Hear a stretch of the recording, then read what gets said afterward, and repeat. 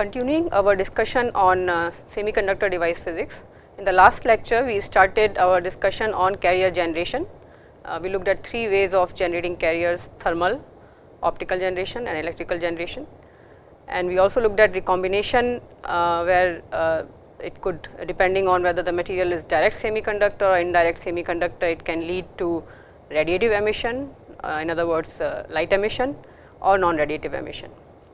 And characteristics of all the generation recombination processes that we discussed so far was that they were band to band transition. Basically, so far we discussed that if I have a semiconductor which has conduction band and valence band, then we talked about an electron being promoted to the conduction band and leaving behind a hole. This is a generation process. And we also talked about combining with a hole in the valence band, and this is the recombination process. And we saw how it can happen, that is basically by thermal generation or optical generation or recombination, which result in light emission or non-radiative emission, which is basically heat. And the characteristic of this was that we were talking about all transition which were band to band, from valence band to conduction band or vice versa, band to band recombination generation processes.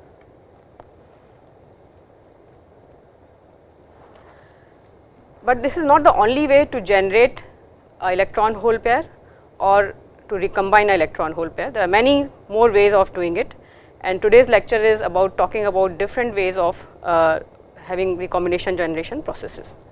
So, today we are going to talk about different processes for our different RG processes that are different from band to band transition. And then we will look at, we have already looked at the generation rate in the case of thermal or optical generation. We will also look at what would be recombination rate expression in couple of special cases of electron hole pair generation and recombination. So, let us start with different RG processes. We will first start with recombination processes and then find the equivalent of a generation process for each of the recombination mechanisms that exist. So, assuming that the first process is already discussed, band to band transition, let us look at the second way of having generation in a semiconductor, and that is known as RG center recombination. Now, before I answer that, I think it requires that we explain what is a RG center. What is a RG center? You have already studied in earlier modules that in order to make a intrinsic semiconductor extrinsic, we put some dopants which act either as donors or acceptors, and they contribute electrons and holes by thermal excitation to conduction or valence band. RG centers are also impurities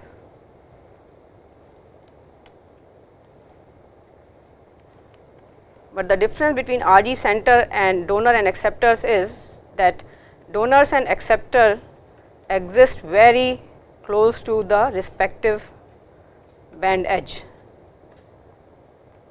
On the other hand, the impurities which create states rather deep in the mid gap, which create mid gap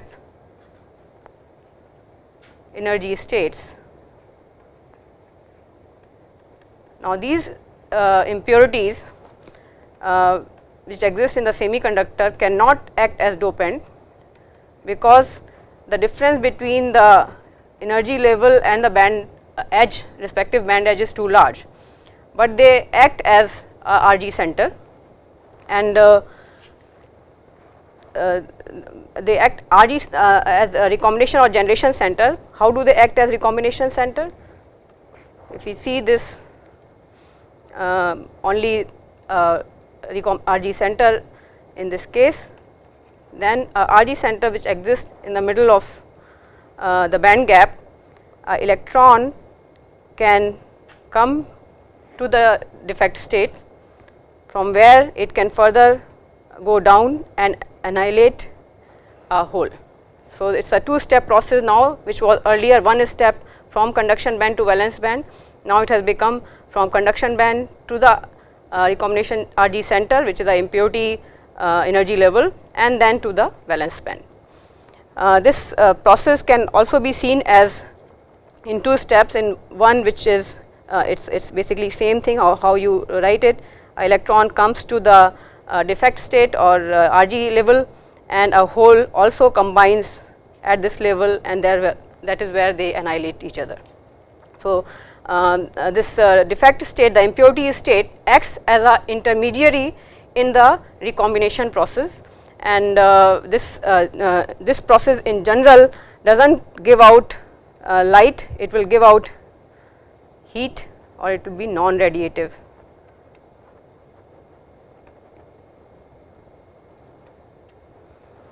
For this reason that it is a indirect thermal recombination, this process is also called as indirect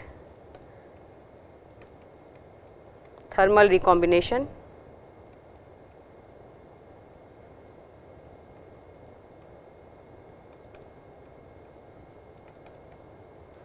Direct thermal recombination being the process where band to band transition takes place.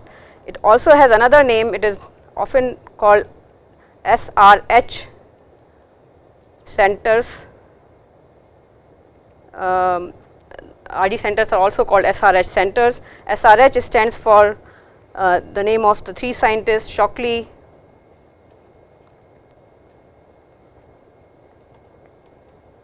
Reed, and Hall. And they were the first one to explain this mechanism of recombination. Earlier we knew about the recombination from the conduction band to the valence band, and they proposed that the impurity centers, which are in the mid gap, can act as recombination generation center and create a path which will be non-radiative for recombination. Then we can talk about another process for recombination, and this is known as recombination via shallow levels.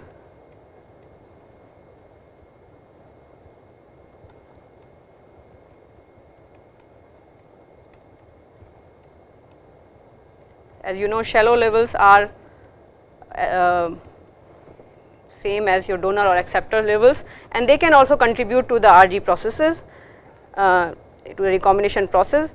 So, if you have for example, a donor sitting very close to the conduction band, it is possible that the electron first comes to the donor level, and then from there it interacts with the hole in the valence band and has a recombination process. Another option for that is also possible, that one has a acceptor level EA, and that can participate in the recombination where electron first comes to the acceptor level, and from here it goes to the valence band, and there is a recombination process taking place this way. There can be other combinations of it also possible, where you have two levels, the electron is captured here, the hole is captured by the acceptor level, and then finally there is a recombination event taking place here. So, there can be many combinations of involvement of the shallow levels, which are basically your donor acceptor levels, which contribute to the carrier concentration in the semiconductor. And in this process, compared to the mid gap, is that many of these recombinations in the shallow levels is going to be radiative in nature. They can, all these large energy transitions can have radiative emission.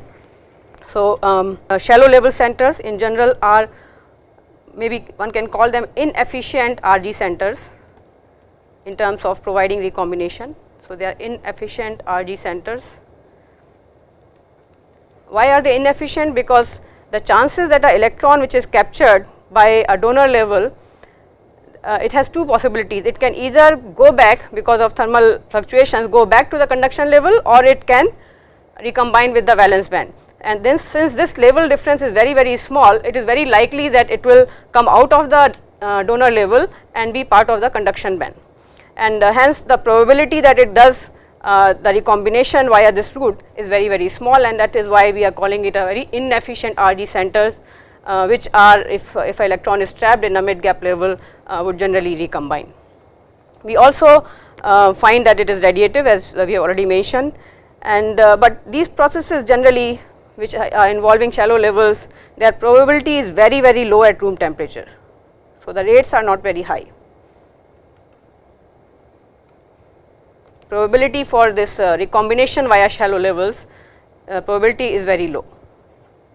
So, this is not a dominant recombination process if we are looking at the recombination of carriers.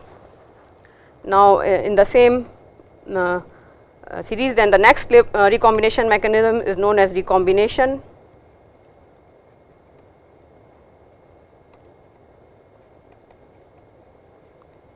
Involving excitons.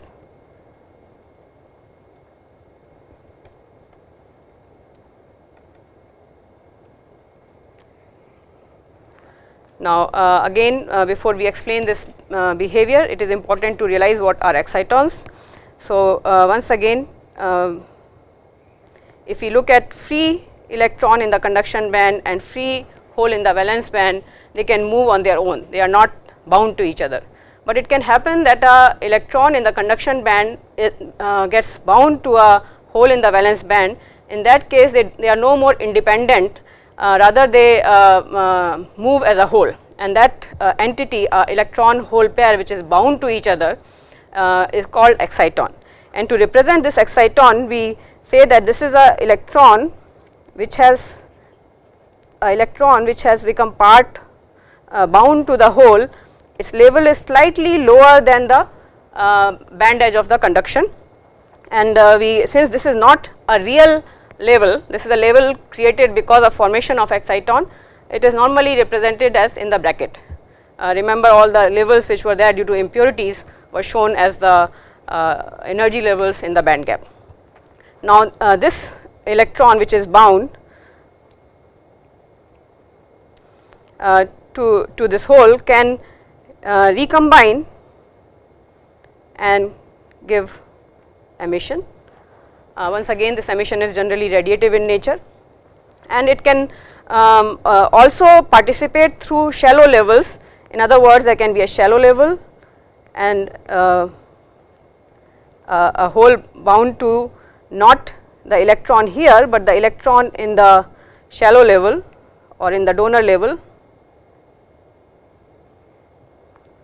In this case, this exciton which is bound to the electron in the donor level is known as the bound exciton.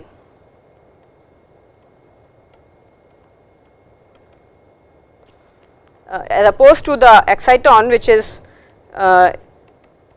by bonding of the free electron and free hole in the valence band, this one is bound to the particular donor level and it cannot move freely. So, there are two types of excitons. One is free exciton which will move together, electron hole pair will move, and the second type which is bound exciton which cannot move freely in the material, but it can still recombine, and the electron will recombine with the hole here, and there will be annihilation, and again this will be radiative in nature. And this way one can think of more permutation combinations for recombination involving excitons. What are the observations about these recombination using excitons? As we can see, because of this binding energy of exciton, the emission that we get is not going to be equal to the emission of the band to band transition. It is going to be a emission which is going to be in sub band gap. So, the energy of emission is going to be in sub band gap, and this is also another way of trying to figure out what is the binding energy of exciton is. And normally these processes through the exciton formation are important. These are the dominant processes at low temperature.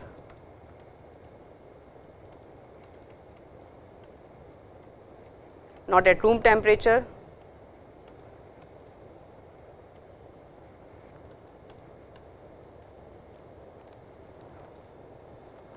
And majority of LEDs which one sees today, this is the major light producing mechanism.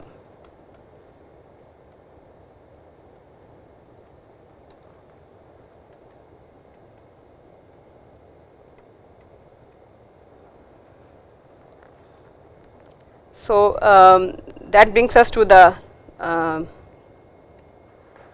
next recombination mechanism, and this is called OJ recombination.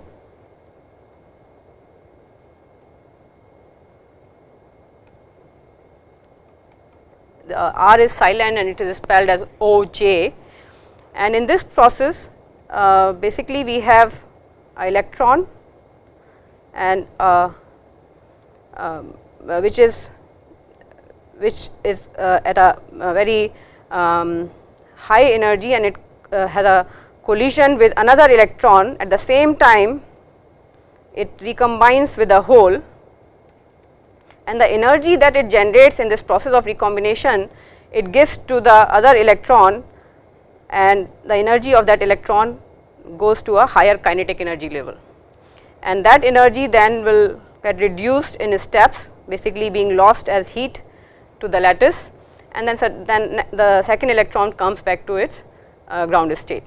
In this process, the recombination energy is given to the second electron that is having a collision simultaneously with the recombination process. It takes the energy of the recombination process and loses it to the heat. So, the energy is lost in a non-radiative emission in this case, and we do not get any light here. It is basically taking place because of carrier collisions, and hence the process is normally occurring where you have high carrier concentration. Then these processes have to be accounted for. High carrier concentration basically means very high level of doping in the device, then this has to be accounted for in this case.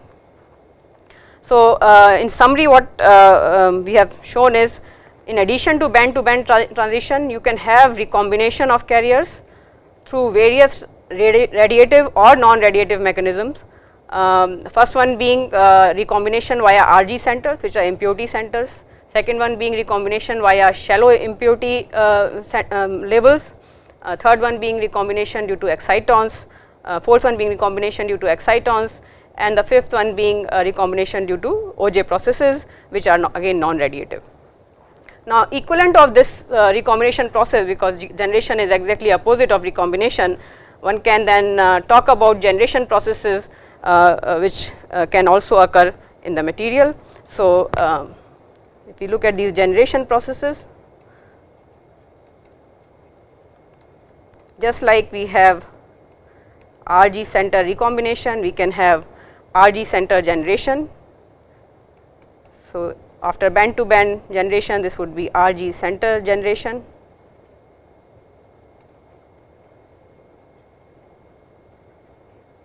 And what do we have here is reverse of recombination, taking help of the RG centers. So, a whole electron which is in the valence band first goes to the RG centers, then from here it goes to the conduction band, leaving behind a hole, and this is the generation process. This can happen just like in the band to band transition. It can happen due to thermal generation.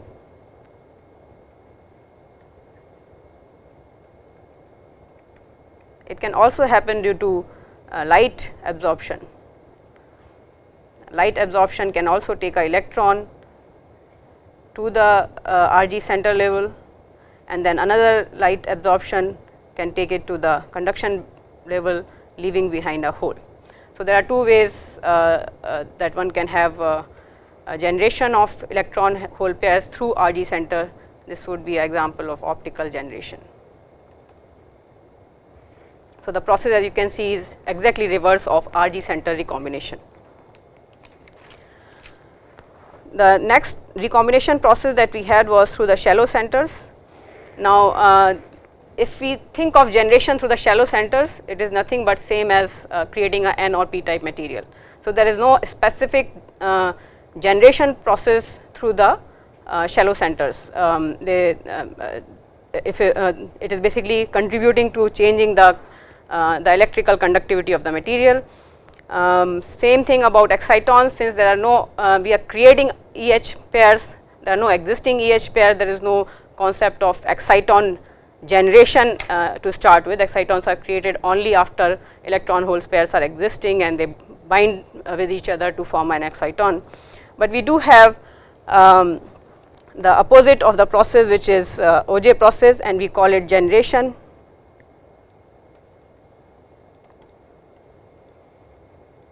Via impact ionization.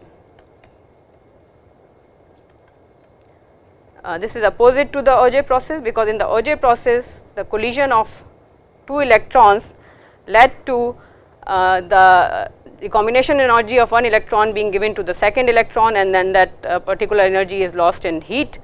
In this case, we talk about the energy, the high kinetic energy of an electron having a collision with another electron, it loses its energy, and the second, when it has a collision with the carrier, it takes the electron in the valence band and takes it to the conduction band, thereby creating a hole here. So, this particular electron has a collision with the, you can say the material lattice or another carrier, in which it loses its energy, and this energy is given to the electron in the valence band, and that is moved to conduction band, creating a hole. So, by this impact of carriers with each other or with the lattice, we have created a electron hole pair, and this is why it is called generation by impact ionization. This is a very important process, because this is the key process for where you have collision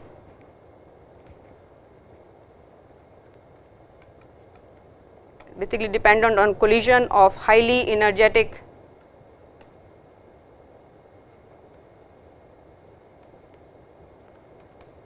carriers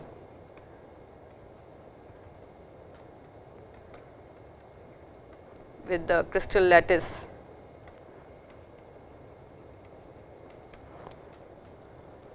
And this generates electron and hole pair.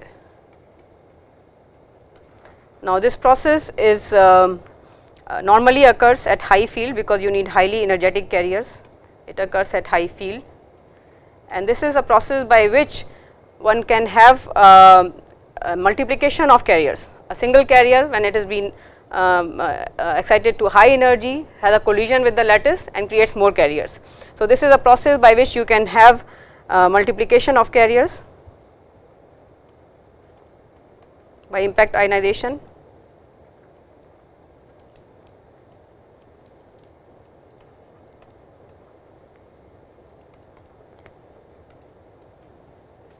And this is what leads to then eventual what is called as an avalanche breakdown, which we will see later in devices. Basically, it is there that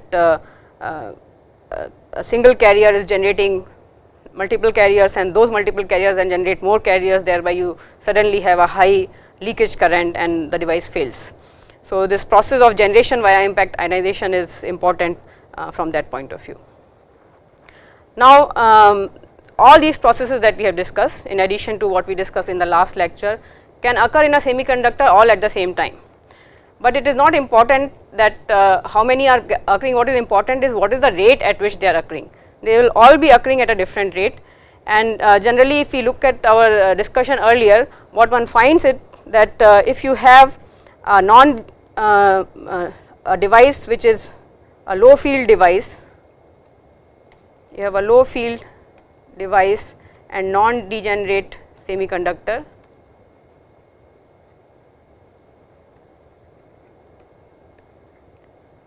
So, basically we have ruled out OJ processes here, and generation impact ionization, then the dominant RG mechanisms in such devices is going to be, and we are talking about room temperature processes, the RG processes that dominate are band to band transition and RG center.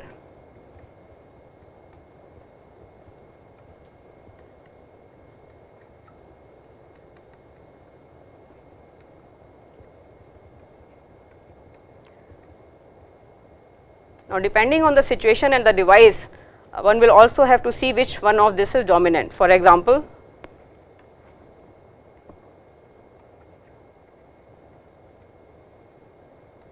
if we have a device which is direct semiconductor device,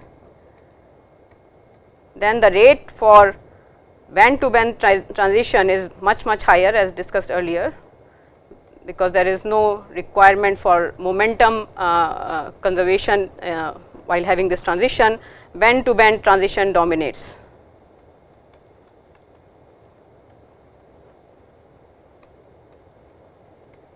That does not mean that RG center is not taking place. All it says is that the rate at which band to band transition is taking place is higher than the RG center.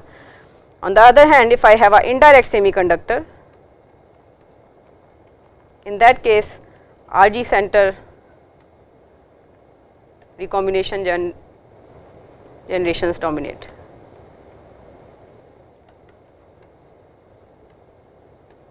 And this is required because band to band transition, as we discussed earlier looking at the EK diagram, is very much less probable compared to the band to band transition, transition through the RG centers in indirect semiconductors.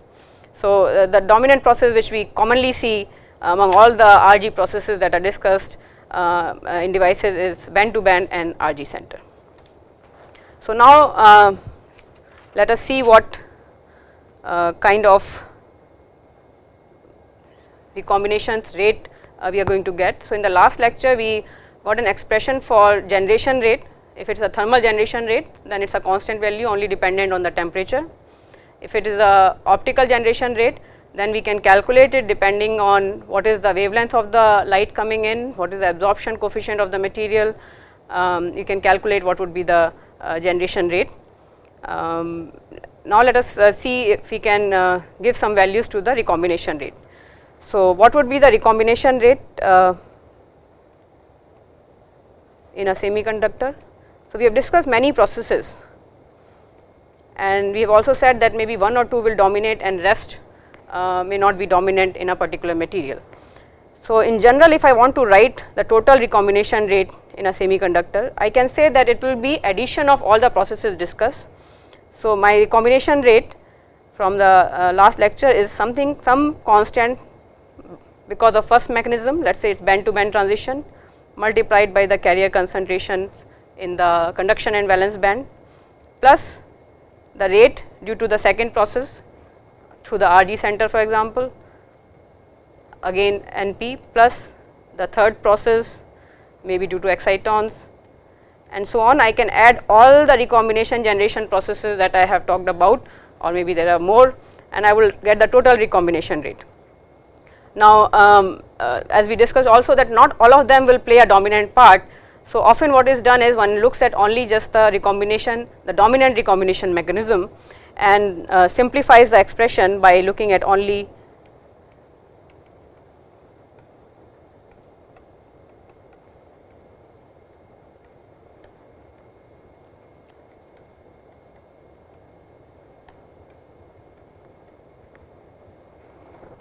the dominant recombination mechanism.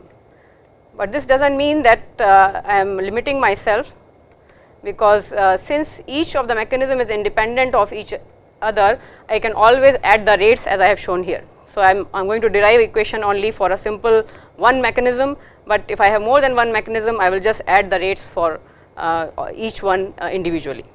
So, let us look at this situation. We will look at two special cases which occur very often in the device physics and try to get a expression for R.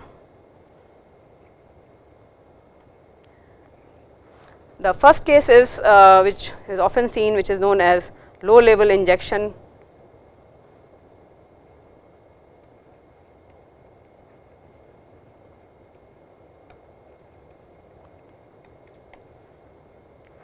Low level injection basically means that in equilibrium you have the material which has equilibrium concentration of electrons and holes, and we know that this is basically N naught P naught is equal to the intrinsic carrier concentration square.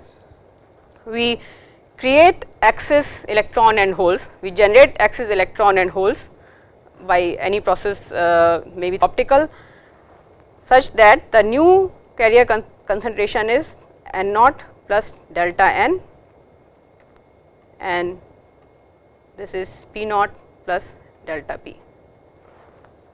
And if we are doing it by thermal or optical generation, we know that if the excess carriers are generated at T is equal to 0, then del N naught is equal to del P naught. And then in the recombination process, at every instant you are going to recombine one electron with one hole, which basically also means that delta N is always going to be delta P in this process, if there is no other process taking place, there is no losing of carriers by another means, then this should always be true. So, low level injection basically then means that the excess carriers which are generated at any time, the maximum being at T equal to 0, is always less than delta N or delta P, is always less than the majority carrier concentration. So, delta N P is always going to be less than P naught. This is majority carrier concentration for N type semiconductor.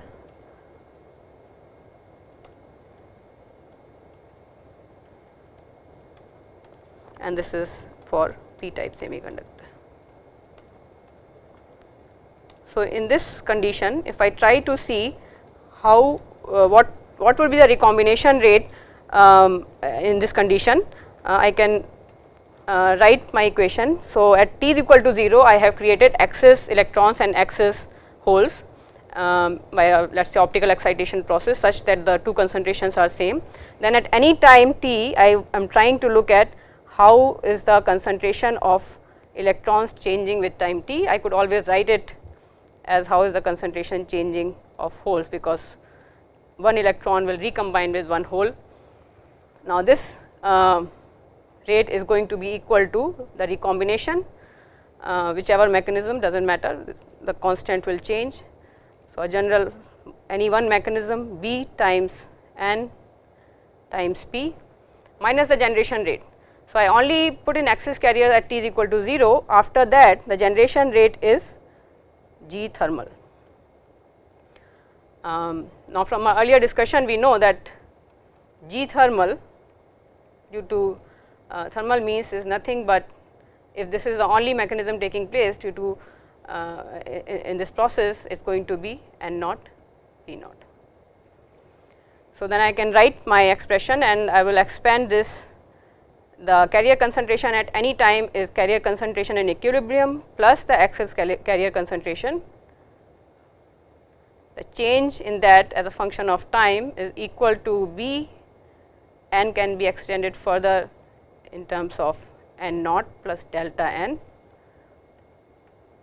P naught plus delta P, and from here I get this as B N naught P naught.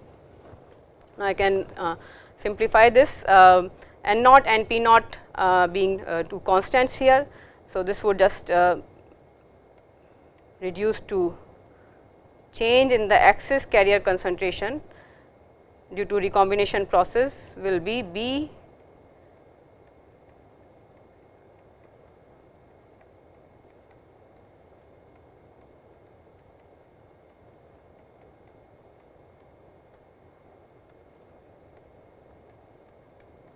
Now, this can as you can will easily simplify, this will cancel with the thermal generation. This particular expression, since we have taken the assumption of a very low level of injection, it is going to be very small compared to these two expressions. So, we can drop that since this is negligible, and this will then reduce to, with our low level injection, will reduce to B P naught delta N plus N naught delta P. And since we have optical excitation and then recombination, we know that delta n at any time is equal to delta p. I can write this as V delta n p naught plus n naught. Now this is a familiar equation. This is a first order differential equation, which is a very well known solution, and we know at the condition at t is equal to 0, delta n is equal to delta n naught. With that, the solution for the above equation is delta n is equal to delta n naught exponential minus t over time constant known as lifetime. For the carriers, tau is nothing but 1 over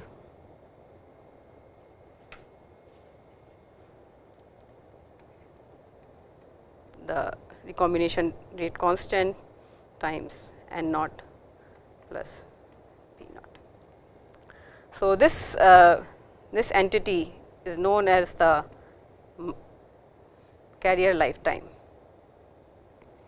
and it is very important in devices. It is defining the rate of recombination for in this case we have taken any one particular process. If we have more than one recombination process, we will just add tau 1 the recombination rate for first and second and third process.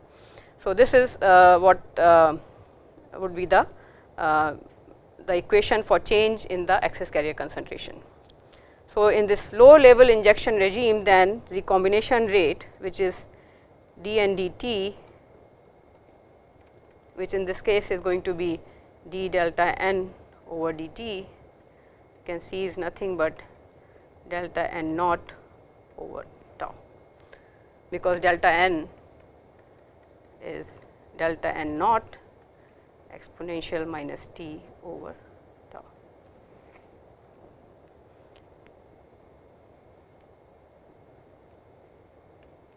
Delta n over tau. So, this is our recombination rate. One can further simplify this equation. What is lifetime at tau here for a general case is 1 over v n naught plus p naught, but if we take a majority carrier n type device, you can see that p naught is going to be very small. Then the lifetime for carriers there is going to be 1 over b n naught, and if it is a p type semiconductor, then this lifetime will reduce to 1 over b p naught, because n naught is going to be very small compared to p naught. So, this is the example of recombination rate when we have low level of injection. This basically means if I am going to put in recombination rate due to different processes in any equation, I can write R is equal to delta n over tau. If I have more than one process, then I would write delta n over tau 1 plus delta n over tau 2 and so on and so forth. So, this would be the recombination rate due to various processes in a semiconductor. Now, let us look at the second situation, and that would be a high level of injection.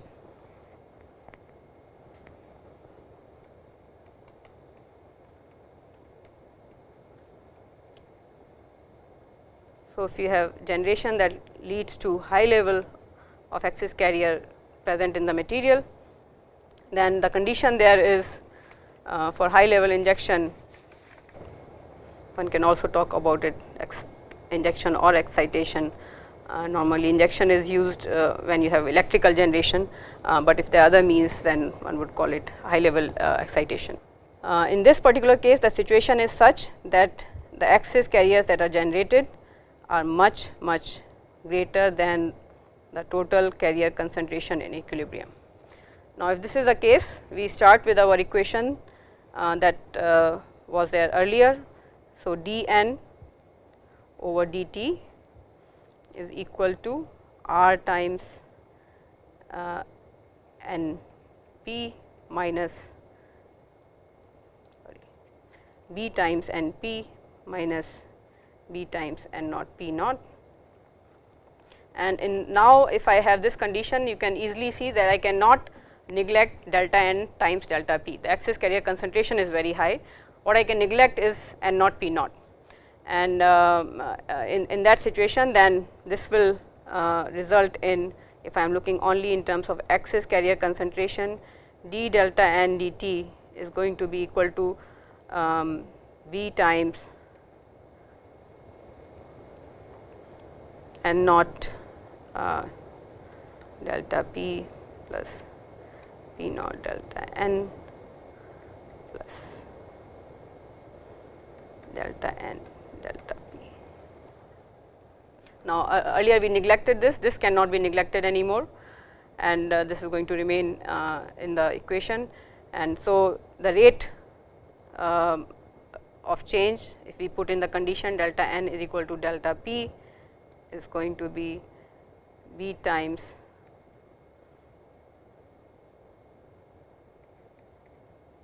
delta N naught plus P naught plus delta N square.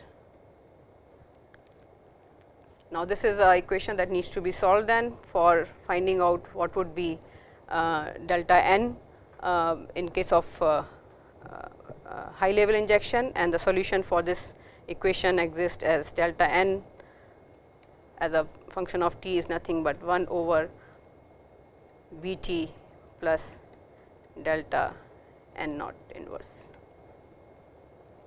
So, this is for high level injection, and then the rate for high level injection will be given by negative of d n dt or negative of B over B t plus delta N naught inverse square. So, now we have two recombination rates to be used in our equation, one for low level of injection and the other one for high level of injection. And if we are talking about LED, you can see that this injection rate luminescence from the material is proportional to the recombination rate. If it is radiative recombination process, then how much light you will get is going to be proportional to this recombination rate. So, this is from application point of view, but now we have two general expressions for recombination rate if you have only a single process existing. So, now what will happen if I have more than one processes existing, and some of them we know are radiative and others are non-radiative. And we have already looked at the processes which make them radiative and not non-radiative. In that case, my recombination rate, as I have just discussed, is going to be equal to, let us say I am talking about two type of processes, one being overall radiative, one being non-radiative. Looking at a low injection level, low excitation level will be delta N over tau radiative process plus delta N over tau non-radiative process. Looking at the rate equation for low level of excitation,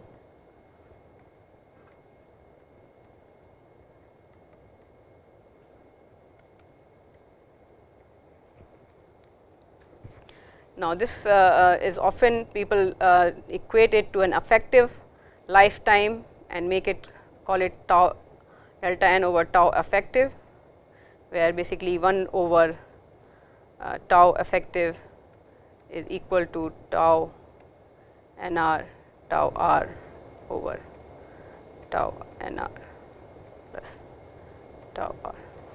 Or if you want to reverse it, this is sometimes also written as the effective lifetime is 1 over tau R over 1 over plus 1 over tau NR. Now, this is a interesting equation to observe, because what it says is that if I have two processes in which the radiative process is equal to the non-radiative recombination process, then I am going to lose some of the light in heat and some will come out as light. But if for some reason the processes which are non-radiative become much faster, then I may have overall recombination rate which is going to kill any radiative emission. And hence this is the tau effective is an interesting parameter to tell about the efficiency of luminescence. If tau r is much less than the tau nr, then this is good for for luminescence, and this would be a good LED material.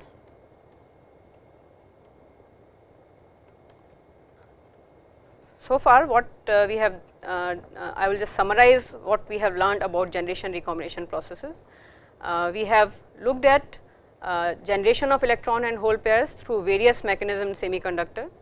It could be transition when electron goes from valence band directly to conduction band, being band to band transition. It could be a transition where electron goes to valence band via RG center. RG centers are basically impurities or impurity defect complexes, which are somewhere giving energy levels in the mid gap of the semiconductor. It can do recombination through excitons or through Auger process. Similarly, you can have generation via impact ionization, or you can have generation via RG centers. Then we looked at, we have already looked at generation rate in earlier lecture. Today we looked at in special cases what would be the recombination rate. A general expression for recombination rate was given as B times Np, and then we will define for each recombination process different rate constant. And then for two special cases we have shown for low level of excitation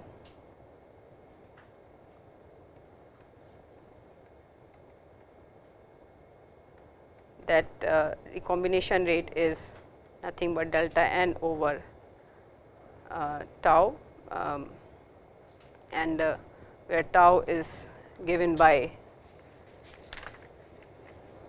1 over B n naught plus P naught.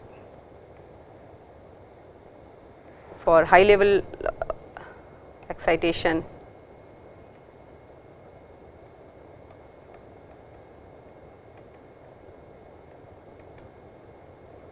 R will be given by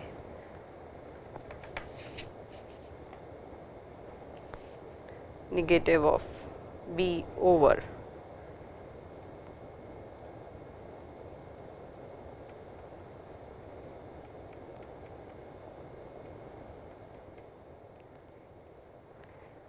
and anytime we need to use the recombination rate, depending on which situation is there, we can use these equation directly or use a general expression if we do not know whether the level of excitation is low or high.